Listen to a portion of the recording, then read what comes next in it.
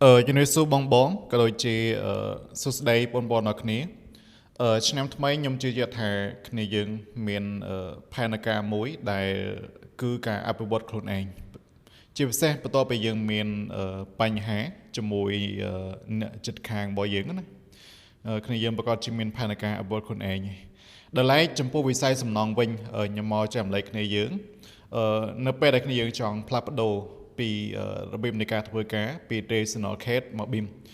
បច្ចុប្បន្នក្នុងវិស័យសំណង់របស់យើងគឺមានតែចំណុចមួយនឹងគត់ដែលការអភិវឌ្ឍខ្លួនទិសដៅណាទិសដៅដែលយើងអភិវឌ្ឍខ្លួនទៅខ្លាំងបាននៅក្នុងវិស័យបច្ចេកវិទ្យានៅក្នុងវិស័យសំណង់បានគឺមក BIM នឹងឯងអញ្ចឹងឥឡូវខ្ញុំមកចែករំលែកពីដំណើរការនៃការអភិវឌ្ឍខ្លួនតើយើងអភិវឌ្ឍខ្លួនពី traditional case ធម្មតាទៅ BIM ដោយរបៀបណាណាទីមួយយើងមកមើលក្រាបនៅខាងក្រោមនេះណាពីចំណុចចាប់ផ្ដើមពីខាងក្រោមនេះយើងជាស្ថាបត្យករយើងជាវិស្វករសំណង់វិស្វករផ្នែកប្រព័ន្ធទឹកភ្លើងឬក៏ផ្នែកនិយាយទៅមានតែ3ផ្នែកហ្នឹងណាអញ្ចឹងបើគ្នាយើងជាស្ថាបត្យករគឺចាប់ផ្ដើមចេញពីសិក្សា BIM tool ណាមួយដូចជា Revit, Educate, Tekla ឬក៏ផ្សេងៗអញ្ចឹងណាប៉ុន្តែដោយសារ Revit គឺជា software មួយដែលល្បីល្បាញដែលល្អជាងគេនៅក្នុងចំណោម software ផ្សេងៗដែល expert ជាងគេអញ្ចឹងខ្ញុំ recommend គ្នាយើងឲ្យប្រើប្រាស់ឬក៏សិក្សាទៅលើកម្មវិធី Revit នេះបើគ្នាយើងជាស្ថាបត្យករយើងសិក្សា Revit Architecture ជាវិស្វករគឺ Revit Structure ជាវិស្វករទឹកភ្លើងគឺ Revit MEP ហើយគ្នាយើងជាពិសេសគ្នាយើងដែលអត់ទាន់បានស្វែងយល់ពី Revit ហើយនឹងយល់ច្រឡំថាកម្មវិធីនេះផ្សេងគ្នាតាមពិតគឺ tool ដាក់ចូលជាមួយគ្នាទាំងអស់ទៅណាទាំងនេះ combine បញ្ចូលគ្នាទាំងអស់នៅក្នុងហ្នឹងណានេះមានទាំងនេះ architect structure steel ក៏ដោយ MEP នៅក្នុង system នេះគឺជា tool ប៉ុនទៅនឹង MEP ហើយដែលយើងអាចធ្វើការ collaborate ផ្សេងៗនៅកន្លែងហ្នឹងនិយាយទៅច្រើនលើពីហ្នឹងទៀតណាអញ្ចឹងឥឡូវខ្ញុំមកបញ្យល់ប៉ុនជាមួយនឹង role តទៀតហើយខ្ញុំនឹង connect ជាមួយនឹង software ឲ្យយើងកាន់តែយល់ណានេះបន្ទាប់ពីយើងចេះប្រើប្រាស់កម្មវិធី Revit រួចហើយចេះជាអាចនិយាយថាជាមូលដ្ឋាននៃការប្រើប្រាស់រួចហើយយើងអាចធ្វើការងារជា BIM modeler level junior សិនបានណាគាត់ថា level BIM modeler junior នេះនៅក្នុងដំណាក់កាលហ្នឹងគឺយល់ល្អបើគ្នាយើងអាចធ្វើការជាមួយនឹងអ្នកដែល expert ទៅលើ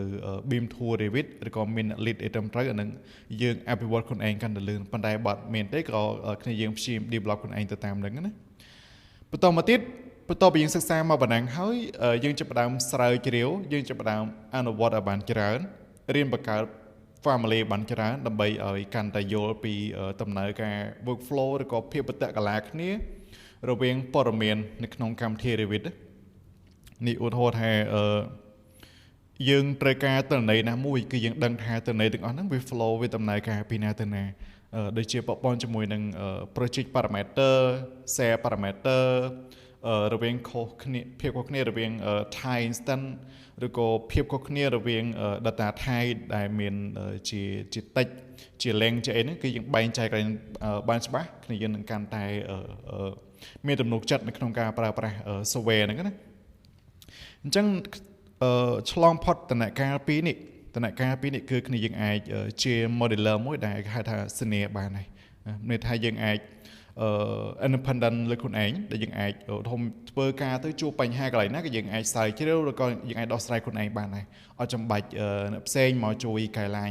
បន្ថែមយើងដែលយើងអត់សូវមានសំណួរច្រើនទេហើយបើគ្នាយើងស៊ូក៏យើងស៊ូទៅ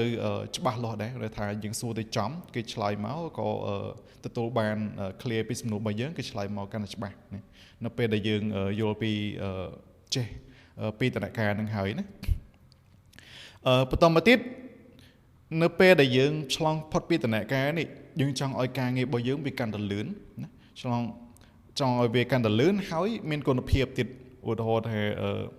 ដែលយើងសិក្សាដូចយើងមើលឃើញពីចំណុចណាមួយដែលយើងចង់ឲ្យវា automatic បានណាដែលយើងធ្វើដដែលឧទាហរណ៍ថានៅក្នុងពាក់ព័ន្ធជាមួយនឹងការងារធ្វើ drawing របស់យើងជាទូទៅគឺយើង duplicate ហើយយើង rename វាហើយយើង assign ជាមួយនឹងយើង sort ទៅតាមក្រុមមួយអញ្ចឹងណាហើយយើង apply value template អីចឹងទៅ ហើយបន្តមកយើងដេមយើង text ហើយយើងយក view ទាំងអស់ហ្នឹងដាក់ចូលនៅក្នុង sheet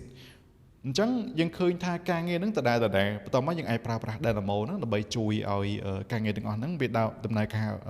ទៅ auto ខ្លួនឯងអញ្ចឹងណាដែលយើងអាច develop script ម្ដងហើយយើងយកទៅប្រើប្រាស់នៅក្នុងគម្រោងក្រោយៗទៀតបានហើយមានការ modify អីក៏ជួយការងាររបស់យើង automatic ដែរអញ្ចឹងឧទាហរណ៍មួយទៀតដូចជានៅក្នុងMVP នេះឧទាហរណ៍យើងចង់ដាក់ support អញ្ចឹងណានេះចង់ដាក់ support ចង់ដាក់កញ្ចប់ហ្នឹង hanger ហ្នឹងដោយសារដែលយោរបស់យើងវាមាន slope ដល់ពេលកាលណាតែមាន slope ទីមួយដែលយោមាន slope ប៉ុន្តែ slope វារត់ទៅតាមដែលយោហ្នឹងទេអញ្ចឹងនាំឲ្យកម្ពស់នេះកម្ពស់ពីចំណុចឧទាហរណ៍ចំណុចកណ្ដាលរបស់ដែលយោហ្នឹងរហូតដល់បាតរបស់ slab ហ្នឹងគឺវាប្រែប្រួលរហូតអញ្ចឹងនៅពេលដែលយើង replace ចាប់ support ទៅគឺយើងពិបាកនៅក្នុងការដូរកម្ពស់វាយើងចំណាយពេលរៀងយូរយើងធ្វើបានមិនដែលចំណាយពេលរៀងយូរមកតិចអានឹង manual ដៃអញ្ចឹងបើយើងមាន Dynamo យើងសិក្សា Dynamo បន្ថែមទៀតអានឹងយើងជួយការទាំងអស់ហ្នឹងវា automatic តាមពិតទៅយើងអត់ប្រើប្រាស់ Dynamo ក៏វាអត្ថប្រយោជន៍មួយដ៏ធំមួយហើយដោយសារនៅពេលដែលយើងគូ replace មកគឺតន័យទាំងអស់ហ្នឹងវានឹង generate auto នេះដូចក្នុង schedule នេះ develop តែម្ដងនេះយើងបង្កើតវាតែម្ដងតែមកយើងគូមកវាចេញ data automatic ហ្មងនេះតន័យទាំងអស់គឺ generate ចេញពី model យើងគូវាចេញ auto ហ្មងមាន count មួយចំនួនយើងអាចបញ្ចូលទាំងលុយនៅក្នុងទៀតបើយើងដឹងពីតម្លៃរបស់ material របស់យើងណាយើងបញ្ចូលមកវាចេញតម្លៃសរុបនៅកន្លែងហ្នឹងយកហ្មងអញ្ចឹងណានេះប៉ុនជាមួយនឹងចូលដល់ Dynamo ណាជួយការងាររបស់យើងឲ្យកាន់តែលឿនអញ្ចឹងបន្តមកទៀតនៅពេលដែលយើងចេះយើងអាចធ្វើការ automatic បាននិយាយថាដល់ level យើងចេះប្រើ Dynamo មិនថាយើង expert ទៅលើ software នឹងខ្លាំងហើយមិនថាយើងគិតដំណើរការ workflow process ការងារទាំងអស់ហ្នឹងគឺយើងគិតទៅលើខួរក្បាលរបស់យើងសុទ្ធសាធហើយបានយើងយកមកបតិកលាគ្នាយើងមកចងវានៅក្នុង script Dynamo ហើយយើង click ទៅលើ Dynamo មកដើម្បីឲ្យវា run ធ្វើការជំនួសឲ្យយើង level ហ្នឹងគឺអញនិយាយថា automation expert automation level ហ្នឹងណាបន្ទាប់ពីហ្នឹងមកគឺយើងចាប់ផ្ដើមអាចបែងចែកបានរវាងការងារ architect structure MEP ដឹងពីលក្ខណៈពិសេសរបស់វាឧទាហរណ៍ថាធ្នឹមយើងគូ byline ទៅធ្នឹម wall មានគេទៀតដូចជា pi dark សិតតែចាប់ផ្ដើមចេញពី line ឬក៏ពី point បង្កើតបាន line មួយលក្ខណៈរបស់វាគឺដូចគ្នាទាំងអស់ធាតុពិតរបស់វាក៏ដូចគ្នាទាំងអស់របស់ណាដែលបង្កើតដោយ point មិនថាដូចជានៅក្នុង architect បង្កើតដោយ point មានគេខ្លះដូចជា door ក៏ by point door window by point ទាំងអស់ទៅនៅពេលដែលនៅក្នុងដូចជា MEP ឬក៏ដូចជា plumbing ឬក៏ analytical នៅពេលដែលយើងដាក់ replace lighting ពូលផ្សេងៗគឺ by point នេះនៅពេលទៀតគឺយើងដាក់ by point នេះមកទីតាំងមួយកន្លែងទេអញ្ចឹងនៅពេលដែលយើងសិក្សា Dynamo បន្ថែមទៀតយើងនឹងកាន់តែច្បាស់ពីលក្ខណៈរបស់វាបែបហ្នឹងដែលយើងអាចក្រោយមកយើងអាច control ការងារមិនថានៅក្នុងarchitect structure MEP ទេគឺយើងយល់ពីភាពបតិកលាគ្នាទាំងអស់នៅក្នុង software ហ្នឹងហើយយើងអាច support ការងារមិនថាផ្នែក architect ឬក៏ structure ឬក៏ MEP ទេនៅពេលហ្នឹងគឺយើងអាចធ្វើការជា coordinator បានហើយយើងអាច expert ទៅលើ software ដែលបូកជាមួយនឹងចំណុចមួយទៀតដែលខ្ញុំអត់ទាន់ប្រាប់គ្នាយើងគឺបូកជាមួយនឹង standard កាលណាយើងយល់បូកជាមួយទៀតយល់ប្រព័ន្ធត្រឹង standard ដើម្បីយើងអាចរៀបចំដំណើរការ workflow ការងារណាការងារដែលរៀបចំប្រព័ន្ធជំនួស standard ឬក៏ផែនការអនុវត្ត BIM ហ្នឹងយើងត្រូវធ្វើការជាមួយនឹង manager ទេប៉ុន្តែទៅតាមគម្រោងដែរណាគម្រោងណាដែលរៀងតូចល្មមអីចឹងទៅយើងអាចចាំបាច់មាន BIM manager អញ្ចឹងទៅយើងមាន coordinator ដើម្បីធ្វើការយកដំណងអញ្ចឹងទៅតែ level project ណារៀងធំគូសមដែរយើង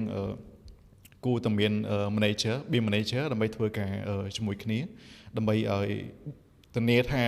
ការងាររបស់យើងដំណើរការទៅ smooth ល្អណាអញ្ចឹង BIM coordinator ហ្នឹងត្រូវបូកជាមួយនឹងចំណេះដឹងប្រព័ន្ធជំនួស standard ចេះ develop ដំណើរការងារដំណើរការពីណាទៅណាហើយអនុវត្តជាក់ស្ដែងដូចជាបង្កើត folder structure ដើម្បីធ្វើការពេលនៅពេលយើង switch មក BIM ហើយយើងឡើងធ្វើការតាមរយៈដូច traditional CAD ទៀតហើយដូចជាយើង store ឯកសារបច្ចុប្បន្នឧទាហរណ៍ថា architect យើង store ឯកសារមកដុំផ្សេងទៅ structure យើងរៀបចំឯកសារតាម folder ខ្លួនឯងមកដុំផ្សេងទៅន័យថាទាំងអស់ហ្នឹងគឺអត់បានរៀបចំនៅក្នុងប្រភពតែមួយទេនៅក្នុង source តែមួយទេតែដល់ពេលដែលយើងប្រើ BIM តើន័យទាំងអស់ហ្នឹងឬក៏ folder ឯកសារទាំងអស់ដែលប្រព័ន្ធជាមួយនឹងគម្រោងគឺយើង store នៅលើ cloud កន្លែងតែមួយដែលយើងរៀបចំវាជា organize folder structure ដែល folder structure ហ្នឹងគឺបង្កើតដោយ Beam Connector ឬក៏ Beam Manager នឹងឯងដែលរៀបចំបង្កើតមិនឲ្យក្រុមការងារទាំងអស់ហ្នឹងអាចចូល access អាចធ្វើការបាន collaborate ទាំងអស់គ្នាមិនថាផ្នែក architect structure MEP ខាងfacility manager ឬក៏មាន owner មានខាង site manager ខាង supplier ដែលអាច access ចូលនៅក្នុង folder នឹងទាំងអស់គ្នាហើយមានការ set permission អីចឹងទៅតាម role និង responsibility ណាអញ្ចឹងនៅក្នុងដំណាក់កាល Beam Connector នេះគឺដូចខ្ញុំបញ្យល់អញ្ចឹងគឺបូកជាមួយនឹងចំណេះដឹង expert ទៅលើ software បូកជាមួយនឹង standard ណាហើយជាពិសេសមួយទៀតគឺតាមទាន់ឬក៏តាមទាន់ពីបច្ចេកវិទ្យាថ្មីដើម្បីជួយការងាររបស់យើងឲ្យកាន់តែដឹកនាំក្រុមការងារទៅឲ្យកាន់តែលឿនជាងមុនណាហើយចំណែកដល់ level Beam Manager នេះគឺទាមទារយល់អញនិយាយថាយល់ច្បាស់ពាក់ព័ន្ធទៅនឹង standard ដូចជា ISO 16110និងស្តង់ដារដែលពាក់ព័ន្ធណាស្តង់ដារដែលពាក់ព័ន្ធដូចជាស្តង់ដារចិន317ជាដើមដូចជា LOIN ឬក៏ software ឬក៏ standard ផ្សេងដែលបំរើឲ្យដំណើរការងារថ្មីឲ្យធានាថាដំណើរការ workflow នេះយើងរៀបចំទៅធ្វើការជាមួយនឹង connector យើងរៀបចំផែនការអនុវត្ត BIM ទៅធានាថា owner គាត់នឹងទទួលបានអត្ថប្រយោជន៍ធំបំផុតនៅក្នុងគម្រោងរបស់គាត់នៅពេលដែលយើង handover BIM project ទៅ owner គាត់អាចយកទៅប្រើប្រាស់បាននៅក្នុងដំណាក់កាល maintenance អានេះនៅក្នុងករណីដែលយើងធ្វើដល់ SBIL BIM SBIL model BIM SBIL model គឺយើងផ្លាស់ប្ដូរពី project information model ទៅជា asset information model ទៅឲ្យខាង owner ប៉ុន្តែសម្រាប់ដំណើរការងារជាក់ស្ដែងនេះគឺនៅពេលដែលយើងធ្វើ BIM គឺយើងគិតពីដំណាក់កាលមួយទៅតាមតម្រូវការឧទាហរណ៍ថានៅក្នុងដំណាក់កាល concept design យើងត្រូវការព័ត៌មានកម្រិតណាយើងធ្វើកម្រិតហ្នឹងទៅតាមហ្នឹងចឹងអញ្ចឹងសរុបមកវិញពាក់ព័ន្ធទៅនឹង role ការងារនៅក្នុង BIM ណានៅពេលចង់ switch ចង់ develop ខ្លួនឯងនៅក្នុងដំណើរការអាជីពជា BIM នេះអាជីពសំណង់ digital នេះពី modeler senior modeler BIM modeler expert ទៅមក connector ទៅមក manager អីនេះណាអញ្ចឹងសង្ខេបមកគឺមកប៉ុណ្ណឹងណាមួយទៀតពាក់ព័ន្ធជាមួយនឹងដូចជា BIM connector នេះឧទាហរណ៍មួយទៀតយើងដែលយើងអាចដឹកនាំក្រុមការងារពាក់ព័ន្ធទៅនឹងការ check class អីផ្សេងៗហ្នឹងណានេះក្នុង Revit ក៏យើងអាច check class បានដូចគ្នាដែរយើងអាច check class មើលបានដូចគ្នាដែរឬក៏យើង export ទៅ software ផ្សេងៗដើម្បី review check class ដើម្បីពិភាក្សាជាមួយនឹងក្រុមការងារអី modeler ចំណុចខ្លះគឺគាត់អាចសន្មត់ខ្លួនឯងដោយខ្លួនឯងបានទេឧទាហរណ៍នៅពេលដែលទីយោរត់កាត់ជាមួយនឹងធ្នឹមគាត់អាចសម្រាប់ថាត្រូវចោះធ្នឹមឬក៏អត់ភ្លាមអញ្ចឹងណាចំណុចខ្លះដែលត្រូវការពិភាក្សាដូចជានៅពេលដែលដាកប៉ះជាមួយនឹង ceiling អីតែយើងគូសារ៉េបែបម៉េចទៅលើ ceiling បែបម៉េចអញ្ចឹងដែលយើងត្រូវការពិភាក្សាជាមួយនឹងក្រុមការងារទាំងមូលអញ្ចឹងទាមទារឲ្យមាន connector ដើម្បីសម្រួលការងារទាំងអស់នឹងដែរណាការនៅពេលដែលយើងដឹកនាំប្រជុំអីផ្សេងៗណា